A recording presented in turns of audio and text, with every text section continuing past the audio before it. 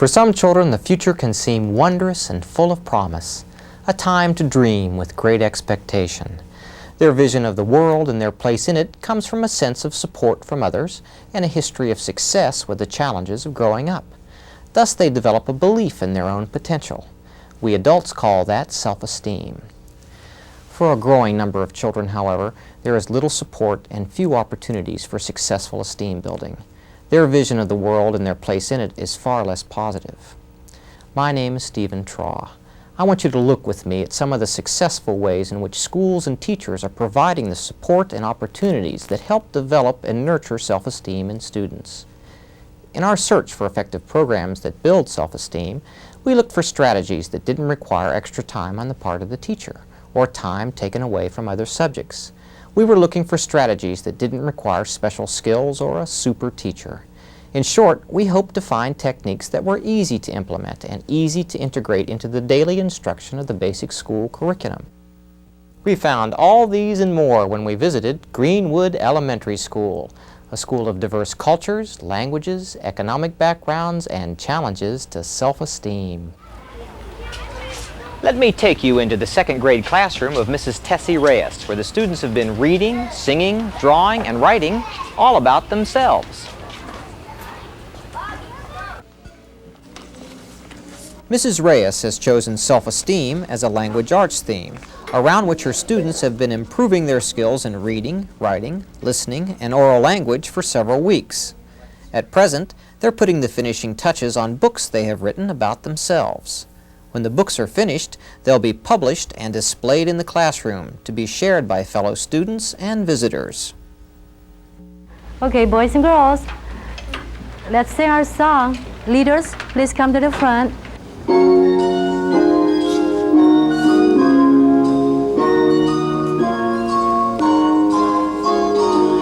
there's a dream inside your heart, don't be afraid, 'cause you can start to make your dreams come true. If you believe in yourself, believe you can do most anything, give it your best, and you will see your wishes will come true. When you believe in yourself, when you find your heart's desire, you must give your whole heart to it. And if at first you don't succeed, keep trying till you do it. So make a wish and give it your all. Pick yourself up when you stumble and fall. Keep trying till you're through. Believe in yourself. Believe in yourself. Believe in yourself. You'll make that dream come true.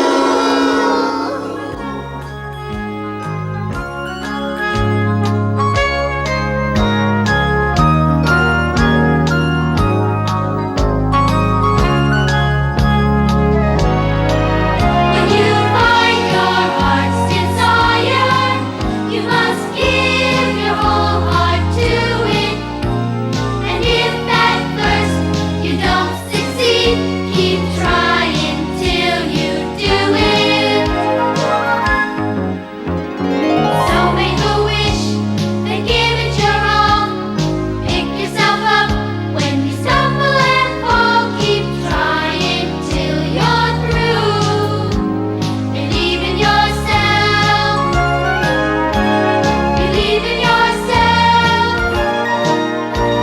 Believe in yourself and you'll make that dream come true. Believe in yourself and you'll make that dream come true. When I use theme units, I see a lot of cooperative work and a lot of collaborative work with the children and a lot of good interaction. I use a lot of their pictures and I use their handprints in a lot of the activities that I have in the classroom. You see, they are all handprints. And the children who would keep to themselves are kind of interacting more and they are very enthusiastic about school, and they are more motivated by the other kids. My brothers and my sisters, I'm gonna help them shine. My brothers and my sisters, I'm gonna help them shine. My brothers and my sisters, I'm gonna help them shine. Help them shine, help them shine, help them shine. Relationships with peers become increasingly important from the time children enter school. Successful interactions, mutual support, and friendships can contribute significantly to a child's sense of belonging and self-esteem. At a time when many children come from smaller family units with fewer opportunities to interact with other children, school may be the only place where they can learn to get along and work together with their peers. Teachers are faced with the challenge of getting students to balance their natural and often encouraged competitive spirit with a spirit of cooperation and a sense of social responsibility. Let's visit Mrs. Sharon Amato's third grade class and see how they're approaching the challenge of developing positive peer relationships. So shake hands. So shake hands With your neighbors. with your neighbors. Let them know. Mrs. Amato's class has already completed a self-esteem unit entitled Marvelous Me, and will now be working for several weeks on the theme Friendship. They'll be reading literature books, writing, doing social studies lessons, and working in cooperative groups all around the theme of friendship. One of the techniques she employs in developing social responsibility is a creative writing activity where students are charged with the task of developing classroom policy or rules for handling social situations. Say hello. Say hello. Today we're going to be working on our cooperative groups. And let's suppose that a new student has been assigned to our class. What we're going to do, we're going to think of 5 or more ideas to make this new student feel welcomed, comfortable, and even successful in our class. We're going to work in our groups, and the recorder will record the 5 or more things, and the leader will be the teller. Okay? Do you understand? Any questions? Ask them where they come from. Ask them where they come from. Ask them. That's a good idea. Ask them where. And something else. Introduce yourself.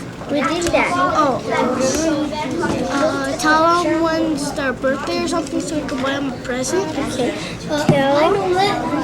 Then show them where the fire belly frogs are. Okay, that's a good idea. Show them where tricky pumpkins are. No, somebody already said that. And then somebody said that.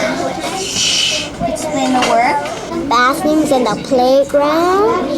And number 7. Play games with them. Which group is ready? Okay, Nick? Ask them where they live. Ask them where they live. Yeah, that's a good idea. Tatiana? Be her or his buddy. Okay, be his or her buddy. Boris? Where they came from. Where did they come from? They could have come from a different country. Okay, let's have some more ideas. Introduce yourself. Play with him. Invite him or her to your house. Eat lunch with them. Show them around the school. We all need each other. That's what friends are for. So if you see someone without a smile, give them one of yours. Friends, there's nothing better than friends. I hope someday that I can say that your friends are my friends, and my friends are your friends, and your friends are my friends too.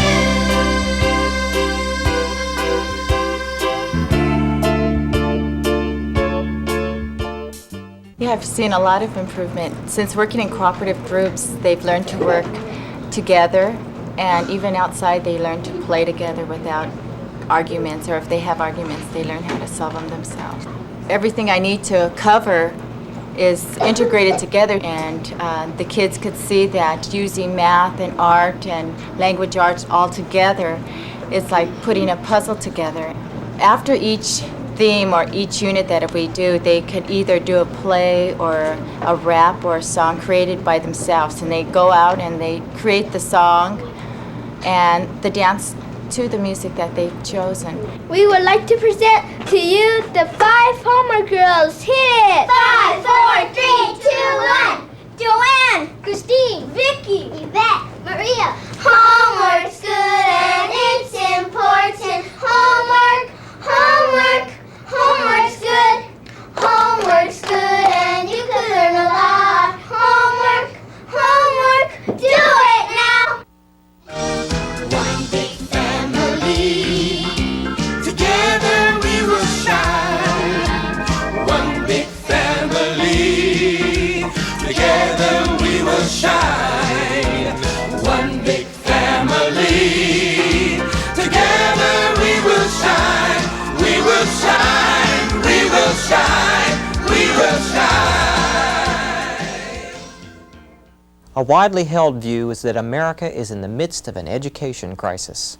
Many believe that it is the direct result of the parenting crisis from which so many students emerge. The increasing complexity of our lives, combined with ever-growing economic pressures, constrain the abilities and intentions of many parents. As a society, we are spending far less time with our children than ever in the past. Educators have long known that you can test and measure student aptitude and achievement in a variety of ways, but the simple fact remains that children who flourish in school tend to come from families who are actively involved in their children's education. Teachers and entire schools are making an effort to form a stronger, more helpful partnership with parents. The school, in effect, becomes part of a student's extended family. Let's visit Karen Katagiri's first grade classroom where the students have been engaged in a theme unit on the family.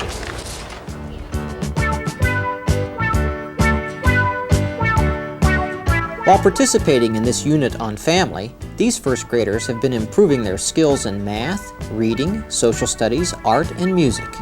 They've charted the size and makeup of each student's family, read books, written stories, and learned what it means to be a responsible daughter, son, sister, and brother. They're learning to celebrate the diversity found in each other's families and be proud that we all belong to one big family of human beings. Good morning, good morning, good morning to you. Good morning, good morning, good morning to you. Our day is beginning, there's so much to do. Good morning, good morning, good morning to you. Remember, each person will get a turn. Are you ready, boys and girls? Listen. Hands at your sides and listen.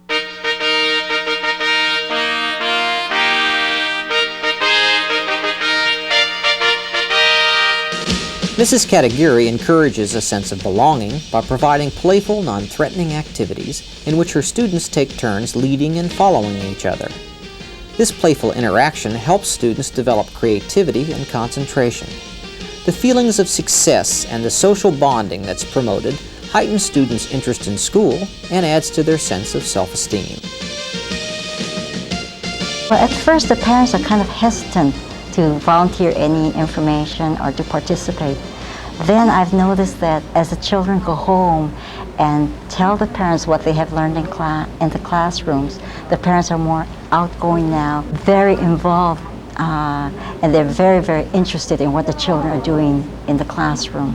I have many parents this year that volunteered papers, volunteered their time, volunteered their services. I've noticed that the children are more involved in what they're learning, and they extend their knowledge to math, language arts, and movement, music, art, all kinds of activities.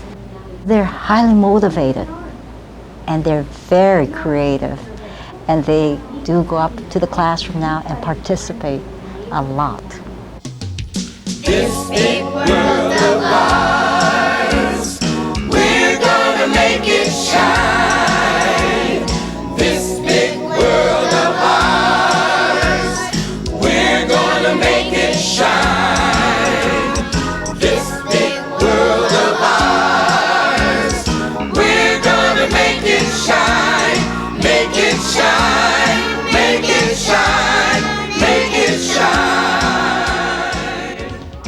As students become comfortable in the classroom and establish a history of success with both schoolwork and peer relationships, teachers have an opportunity to build a sense of community, starting within the classroom, then extending out into the world at large.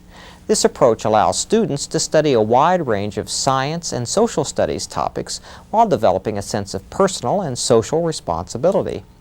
Now let's look in on Mrs. Janine Arrington's 4th grade class, where students have been engaged in a series of integrated theme units on ecology.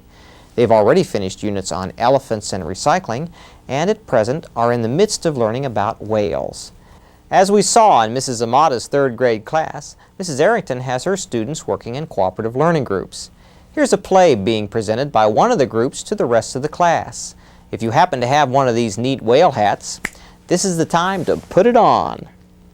The name of our play is called The Lost Whale. This story takes place in the beautiful Pacific Ocean. There is a killer whale, a blue whale, and a humpback whale. The humpback whale is lost in the deep sea.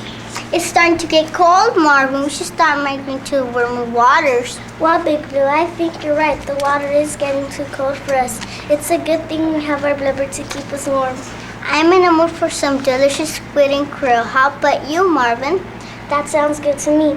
What's that over there? It looks like a humpback whale. It sounds like she's crying. What should we do? Please help me. I've been lost for so long and I can't find any food. I'm so hungry. My name is Humphrey. We will help you find some food. My name is Big Blue and this is my friend Marvin. I've been so scared in this deep ocean. I have not been able to find any food.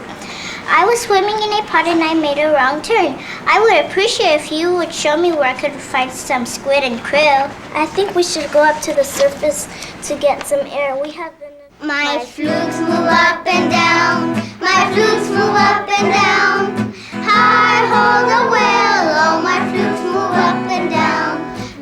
To develop creative writing skills, Mrs. Arrington encourages her students to rewrite the words to songs they already know with lyrics about the subjects they are currently studying. My blubber keeps me warm. Hi ho the whale. Oh, my blubber keeps me warm. My blowholes help me breathe. My blowholes help me breathe. Hi ho the whale. Oh, my blowholes help me breathe. I'm a very shy person, and I think that's the reason why I do a lot of classroom plays, because I don't want the children to be as shy as I was when I was in school. And I've noticed that through the classroom plays that we do, that the children are more confident. We do 1 or 2 plays a month, and then what we do is have a little roster for the different classrooms that are around the school, and they sign up for a time. And then the children visit those classrooms, and it takes them 1 or 2 days to do that. A lot of my reluctant readers want to be in a play. They take home the script and they practice, and they really blossom through the classroom plays that we do in our classroom. All these friends of mine, I'm gonna help them shine. All these friends of mine, I'm gonna help them shine. All these friends of mine, I'm gonna help them shine. Help them shine, help them shine, help them shine. The cultural diversity of our society provides both enrichment and special challenges to schools. Students must be given ample opportunities to learn to feel comfortable with others from diverse backgrounds. That means opportunities to interact, work together, and establish a history of successful cooperation, thus learning the benefits of strength through diversity. Another challenge is developing English language skills in students whose primary language is not English. The ability of students from diverse cultures to communicate with one another provides an essential foundation upon which cooperation and mutual respect can develop. So now, let's visit the Spanish-speaking 2nd grade classroom of Mrs. Tony Lopez and see some of the techniques she uses to teach English as a second language, promote self-esteem, and study dinosaurs all at the same time. Okay, we're going to be reading our Dinosaurs Dancing book, and we'll be doing it as a call and response chant, which means you'll go first, you'll do the first part, and you'll read, Dinosaurs dancing, I see one, and then I'll follow with a rhyming word. Dinosaurs dancing in the noonday sun. Are you ready? Yes. Remember, you go first. Here we go. Dinosaurs Dinosaurs dancing in the noonday sun. Dinosaurs dancing, I see two. Dinosaurs dancing in the morning Dew. Dinosaurs dancing, I see three. Dinosaurs dancing for you and Me. Dinosaurs dancing, I see four. Dinosaurs dancing out the kitchen Door. Now we're going to switch. This time I do the first part and you'll follow with the rhyming. Are you ready? I do the first part this time. Dinosaurs dancing, I see five. Dinosaurs dancing, music live. Dinosaurs dancing, I see six. Dinosaurs dancing and doing tricks. Dinosaurs dancing, I see seven. Dinosaurs dancing up to heaven. Dinosaurs dancing, don't make a peep. Dinosaurs dancing while I sleep. Great, give yourselves a pat on the back. Look at your neighbor and say, you did a good job. Okay, let's go ahead and stand up to do our dinosaur dance. We're going to take the words to the story, Dinosaurs Dancing, and use them to help us create our own dinosaur dance. We'll begin with an easy version of the dance, so everyone stand up where they've got some room to move around. Dinosaurs dancing, dinosaurs dancing, I see one. Let's begin our dinosaur dance by doing just one movement. When I say go, I want to see if everyone can jump in place together. Ready, go. Jump, wait. Jump, wait. Jump, wait. Jump, wait. Jump, wait. Good job.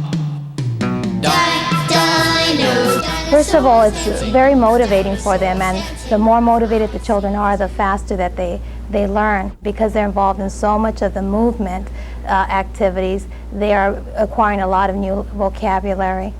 When they can say, oh, I did this, they put their hands on it and say, I was the one that did this. It makes them feel a lot better about themselves, knowing that they were the ones that produced that product.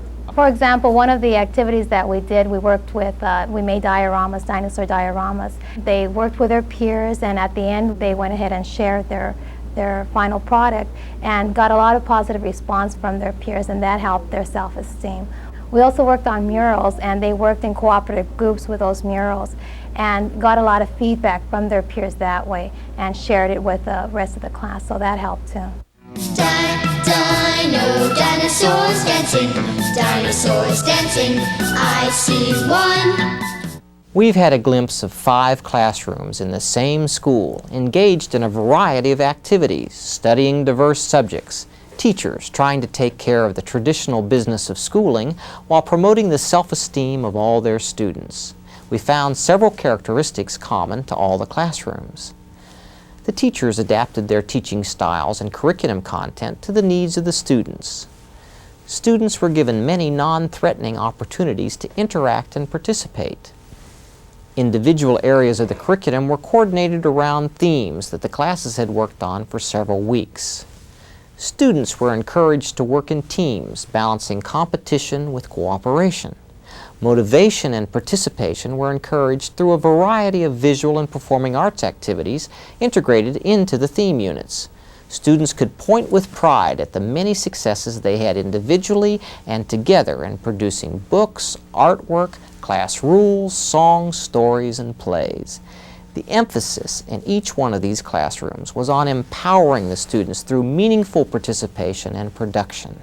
And finally, all the teachers we met managed their classrooms in a consistently caring manner, which, as much as anything else we observed, added to each student's sense of belonging, security, and self-esteem.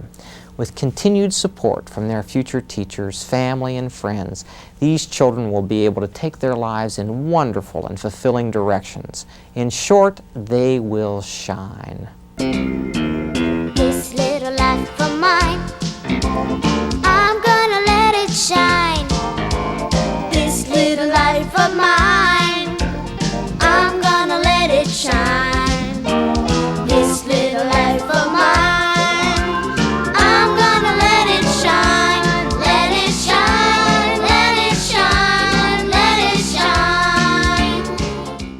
Did you know it's Earth Day? Did you know it's Earth Day? And it should be every day. And it should be every day. Do what you can. Do what you can. To help clear the way. To help clear the way. Recycle, recycle. Recycle, recycle. Recycle your trash. Recycle your trash. Do it for the earth. Do it for the earth. Or do it for the cash. Or do